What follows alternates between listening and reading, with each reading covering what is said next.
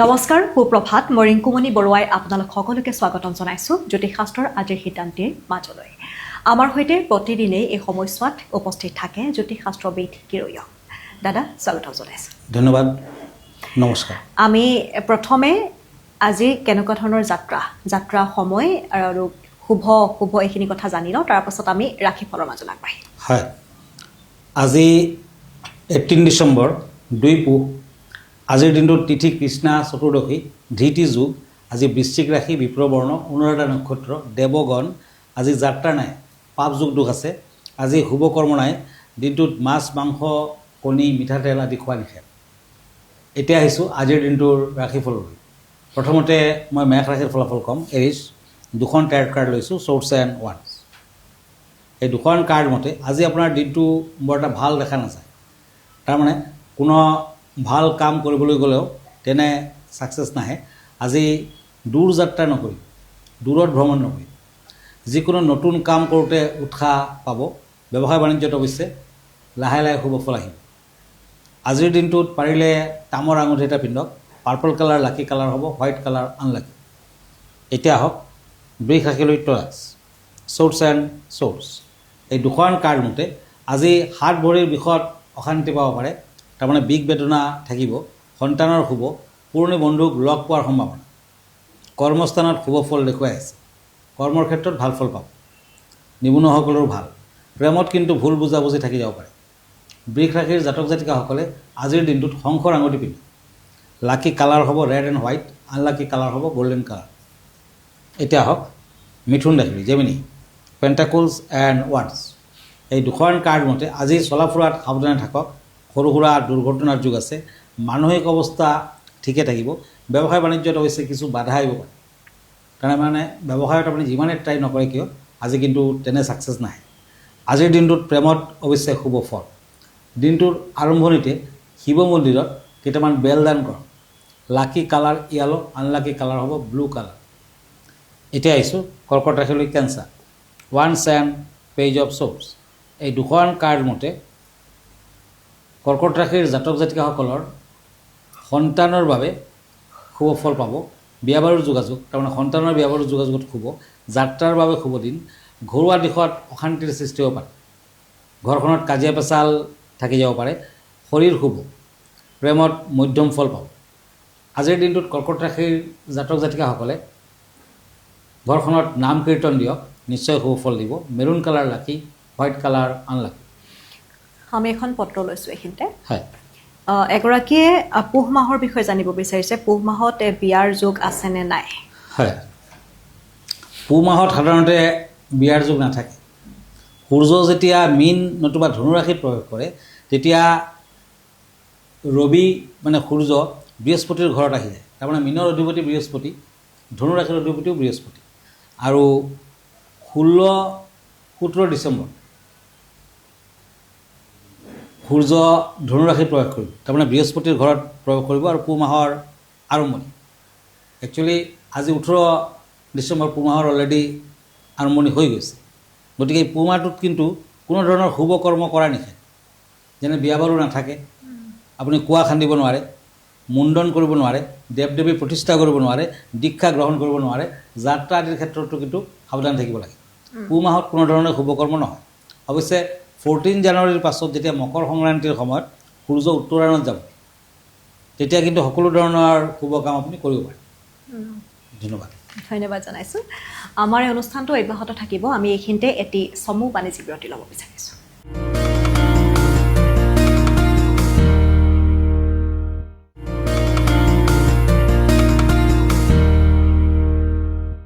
খন্তেক বিৰতিৰ পাছত পুনৰ উভতি আহিছোঁ আপোনালোকে চাই আছে মৰ্ণিং লাইভৰ এই বিশেষ শিতান দাদা আমি আনকেইটা ৰাশিফল আগবাঢ়োঁ হয় এতিয়া আহিছোঁ ওৱানছ এণ্ড পেণ্টাকলছ সিংহ ৰাশিলৈ লিঅ' আজি চাকৰিয়ালসকলৰ বাবে ভাল খবৰ আহিব সন্তানৰ সুস্বাস্থ্যৰ বাবে চিন্তা কৰিব পাৰে আজি ব্যৱসায় বাণিজ্যত মধ্যম ফল যদি আপুনি ব্যৱসায়ী আজি কিন্তু কিছু শুভ ফল লাভ কৰিব পাৰিব আৰু গল্ডেন কালাৰ আপোনাৰ বাবে লাকি হ'ব ব্লু কালাৰ আনলাকি এতিয়া কন্যা ৰাশি শ্বৰ্টছ এণ্ড ওৱানছ এই দুখন কাৰ্ড মতে আজি পুৰণি ৰোগ যদি আপোনাৰ আছে উপশম পাব ভাল হ'ব দূৰ ভ্ৰমণত আঘাতপ্ৰাপ্তিৰ সম্ভাৱনা, গতিকে ভ্ৰমণ আদি নকৰিব।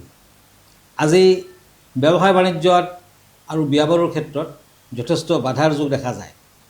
আজিৰ দিনটো দুৰ্ঘটনাৰ পৰা হাত সৰাৰ বাবে আপুনি পোৱালমণি ধাৰণ কৰক, নতুবা তামৰ খাৰু এটা সোঁ হাতত পিন্ধক। চিলভাৰ কালাৰ, কপাৰ কালাৰ আদি লাকি হ'ব, আনলাকি কালাৰ হ'ব ব্লেক। এতিয়া আহিছোঁ তুলা ৰাশিলৈ Libra, church and page of swords. এই দুখন কাৰ্ড মতে আজি দেখাত এলাহভাৱ থাকিব, নতুন কৰ্মত হাত নিদিয়াই ভাল, শৰীৰৰ প্ৰতি যত্ন লোৱা উচিত হ'ব, বিদ্যাত শুভ ফল, প্ৰেমত কষ্ট আছে। আজিৰ দিনটোত হোৱাইট কালাৰ লাকি, অৰেঞ্জ কালাৰ আনলাকি। এতিয়া আহিছোঁ চ'ৰ্চ এণ্ড চ'ৰ্চ বৃশ্চিক ৰাশিৰ স্কৰ্পিঅ'। আজি দুৰ্ঘটনা, ৰক্তপাত আদি হোৱাৰ সম্ভাৱনা, সাৱধান হওক। ব্যৱসায় বাণিজ্যত শুভ ফল পাব, বিদ্যাত অধিক মনোযোগ দিয়াৰ প্ৰয়োজন হ'ব। আজিৰ দিনটোত প্ৰেম প্ৰীতিৰ ক্ষেত্ৰত উৎসাহ থাকিব, বিয়া বাৰুৰ ক্ষেত্ৰত মধ্যম ফল। আজি বৃশ্চিক ৰাশিৰ জাতক জাতিকাসকলে দুৰ্ঘটনাৰ পৰা হাত সৰাৰ বাবে ৰঙা ৰঙৰ ৰুমাল এটা নিজৰ লগত ৰাখক। আপুনি পিংক কালাৰটো লাকি কালাৰ হিচাপে ইউজ কৰিব পাৰে, আনলাকি কালাৰ হ'ব য়েলো কালাৰ। আমি দাদা আন চাৰিটা ৰাশিফলৰ মাজলৈ আগবাঢ়িম, বিষয়ৰ কথা পাতোঁ। আজি কেনেধৰণৰ বিষয় জনাব? হয়, আজিৰ বিষয়টো হৈছে বাস্তু টিপছ। বাস্তু টিপছ।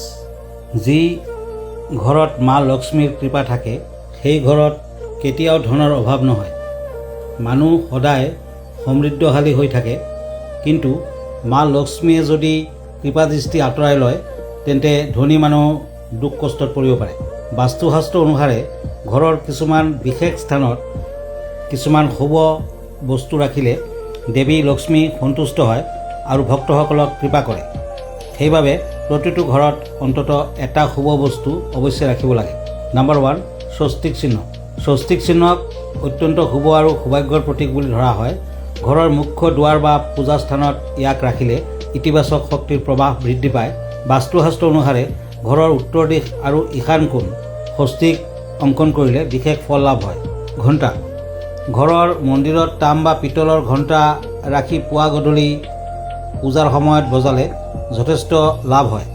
বাস্তুশাস্ত্ৰ অনুসাৰে ঘণ্টাটো সদায় পূজাঘৰৰ উত্তৰ বা উত্তৰ পূব দিশত ৰাখিব লাগে। ইয়াৰ ফলত দেৱ দেৱীৰ কৃপা লাভ হয়। শংখ। শংখক মা লক্ষ্মীৰ ভাতৃ বুলি কোৱা হয়। কোৱা হয় যে ঘৰত শংখ ৰাখিলে সৌভাগ্য আৰু সুখ শান্তি বিৰাজ কৰে। বাস্তুশাস্ত্ৰ মতে শংখ সদায় পূজাস্থানত ঈশান কোণ ৰখাটো উত্তম। ইয়াৰ ফলত ঘৰৰ ধন ধান আৰু উন্নতি বৃদ্ধি হোৱা দেখা যায়। লগতে ভগৱান বিষ্ণু বা লক্ষ্মী দেৱীৰ প্ৰতিমা সোঁফালে স্থাপন কৰাটো শুভ বুলি গণ্য কৰা হয়। ঘট। হিন্দু ধৰ্মত কোনো পূজা পাঠ বা ধৰ্মীয় অনুষ্ঠানত ঘটৰ পূজা অবিহনে সম্পূৰ্ণ নহয়। ঘটক পবিত্ৰতা, সমৃদ্ধি আৰু শুভতাৰ প্ৰতীক বুলি ধৰা হয়। কোৱা হয় যে ঘৰৰ উত্তৰ বা উত্তৰ পূব দিশত পানীৰে ভৰা কল ৰাখিলে জলতত্বৰ সমতা বজাই থাকে। ইয়াৰ ফলত মানসিক আৰু আৰ্থিক অৱস্থাত ইতিবাচক পৰিৱৰ্তন আহে। তুলসী গছ। বাস্তুশাস্ত্ৰ অনুসাৰে তুলসী গছত দেৱী লক্ষ্মী বাস কৰে। তুলসীয়ে ঘৰৰ নেতিবাচক শক্তিক নাশ কৰি বাস্তুশাস্ত্ৰ মতে তুলসী গছৰ উত্তৰ পূব বা উত্তৰ পূব দিশত ৰোপণ কৰাটো অত্যন্ত শুভ বুলি ধৰা হয়। ইয়াৰ ফলত ঘৰত সুখ সমৃদ্ধি আৰু শান্তি বজাই থাকে। আৰু বাস্তু টিপছ আচলতে অতিকৈ প্ৰয়োজনীয়, কাৰণ ঘৰখন নিৰ্মাণ কৰোঁতেই হওক বা মন্দিৰেই হওক, ঘৰখনৰ চাৰিওবেৰ আচলতে আমি যেতিয়া বনাওঁ বাস্তুমতেই যথেষ্ট উপকাৰী বুলি কয়। বাস্তুমতে আজিকালি প্ৰায় সংখ্যক লোককে দেখিবলৈ পোৱা যায় তেওঁলোকে ঘৰখন প্ৰতিষ্ঠা কৰে, নহয় জানো? আৰু যিসকল লোকে নতুনকৈ ঘৰ বনাব বিচাৰিছে, নতুন কাম তেওঁলোকে কৰিব বিচাৰিছে, তেওঁলোকৰ বাবে এই ভিডিঅ'টো অত্যন্ত প্ৰয়োজনীয়। ধন্যবাদ জনাইছোঁ দাদা। আমি আনকেইটা ৰাশিফল আগবাঢ়িম। হয়, এতিয়া source and age of source ধনু ৰাশি চেটাৰডেজ। আজি কৰ্মৰ ক্ষেত্ৰত সহকৰ্মীৰ লগত মতবিৰোধ হ'ব পাৰে, অশান্তি হ'ব পাৰে। নিবনুৱাসকলৰ কৰ্মসংস্থাপনৰ যোগ, তাৰমানে যিসকল নিবনুৱা তেখেতসকলৰ আজিৰ দিনটোত শুভ ফল দেখুৱাই আছে। ব্যৱসায় বাণিজ্যত খৰচাৰ মাত্ৰা বৃদ্ধি পাব। টকা পইচা আপুনি যিমানেই অৰ্জন নকৰে কিয় আজি সাঁচি ৰাখিব নোৱাৰিব, ওলাই যাব পাৰে। লাকি ষ্ট'ন হিচাপে আপুনি এটা মুকুতা ৰত্ন আজি ধাৰণ কৰক, ভাল হ'ব। লাকি কালাৰ হ'ব অৰেঞ্জ কালাৰ, আনলাকি কালাৰ হ'ব পিংক কালাৰ। এতিয়া আহিছোঁ মকৰ ৰাশিলৈ কেপ্ৰিকৰ্ণ, পেণ্টাকুলছ এণ্ড চেৰিয়ট। এই দুখন কাৰ্ড মতে আজি মূৰৰ বিষত, পেটৰ বিষত কষ্ট পাব পাৰে, বিষ বেদনা আছে। ঘৰত আলহীৰ আগমন মনত আনন্দ দিব। বিদ্যাত মধ্যম ফল। আজি বিদ্যাৰ্থীসকলৰ বৰ বেছি ভালো দেখুওৱা নাই, একেবাৰে বেয়াও দেখুওৱা নাই। গতিকে আপোনালোকে নীল সৰস্বতীৰ পূজা পাতল কৰক, সৰস্বতী বন্দনা মাতক, নিশ্চয় ভাল হ'ব। ব্লু কালাৰ লাকি, ৰেড কালাৰ আনলাকি। কুম্ভ ৰাশি একুৰিয়াছ, পেণ্টাকলছ এণ্ড কিং অফ শ্ব'পছ। এই দুখন কাৰ্ড মতে আজি ওচৰ চুবুৰীয়াৰ লগত মতবিৰোধ হ'ব পাৰে, কাজিয়া পেচাল হ'ব পাৰে, সাৱধান হওক। শৰীৰত দুৰ্বলতা থাকিব, ভ্ৰমণত সাৱধান হওক। আজি সন্যাসীজনক মিঠাই খাব দিয়ক। বিদ্যাৰ্থীসকলে ভবামতে ফল নাপায়। লাকি কালাৰ হ'ব ক্ৰীম কালাৰ, আনলাকি কালাৰ হ'ব মেৰুণ কালাৰ। এতিয়া মীন ৰাশি, শ্বৰ্টছ এণ্ড হেংমেন। এই দুখন কাৰ্ড মতে আজি পিতৃ মাতৃৰ শৰীৰক লৈ চিন্তিত হ'ব। সন্তানৰ লগত কোনো বিৰোধ হ'ব পাৰে। আজি ব্যৱসায় বাণিজ্যত উন্নতি, বিদ্যাত বাধাৰ যোগ দেখা যায়। প্ৰেমত সন্দেহ থাকিব। আজিৰ দিনটোত মীন ৰাশিৰ জাতক জাতিকাসকলে কেইটামান নাৰ্জী ফুল শিৱ মন্দিৰত অৰ্পণ কৰক, ভাল হ'ব। ব্লেক কালাৰ লাকি, গ্ৰীণ কালাৰ আনলাকি। ধন্যবাদ জনাইছোঁ। আমি অনুষ্ঠানটো শেষ কৰিম, কিন্তু দৰ্শকসকলক জনাব বিচাৰিম যে যদিহে আপোনালোকে দাদাক লগ কৰিব বিচাৰে তেনেহ'লে আপোনালোক আহিব পাৰে। গুৱাহাটী মহানগৰীৰ পল্টন বজাৰত ৰত্নকুবেৰ নামেৰে তেওঁৰ চেম্বাৰ আছে। টেলিভিছনৰ স্ক্ৰীণত তেওঁৰ ফোন নম্বৰ দিয়া থাকে, আপোনালোকে কণ্টেক্ট কৰিব পাৰে। দাদা, আপোনাৰ ঠিকনাটো এবাৰ জনাই দিব। হয়, আপুনি যদি মোৰ ফেচবুক পেজ চাৰ্চ কৰে, কিৰোয়াং ৰত্নকুবেৰ বুলি চাৰ্চ কৰিব পাৰে। মই ইনষ্টাগ্ৰামত আছোঁ, মই ইউটিউবতো আছোঁ। আৰু ব্যক্তিগতভাৱে মোৰ লগত লগ ধৰিব খুজিলে আমাৰ ঠিকনা astrologer Kirowang, Ratnakuber gems and jewellery, Paltan Bazar, Manipuri বস্তি, গুৱাহাটী 7। ফোন নাম্বাৰটো হ'ল 8829911171। আৰু এটা নম্বৰ হ'ল 9957421212। আমাৰ ইমেইল এড্ৰেছটো হ'ল kiroyangastrologer@kiroyang.com। ধন্যবাদ, নমস্কাৰ। আৰু ইয়াৰ লগে লগে অনুষ্ঠানটিৰ পৰা মই ৰিংকুমণি বৰুৱাইও বিদায় লৈছোঁ। ধন্যবাদ।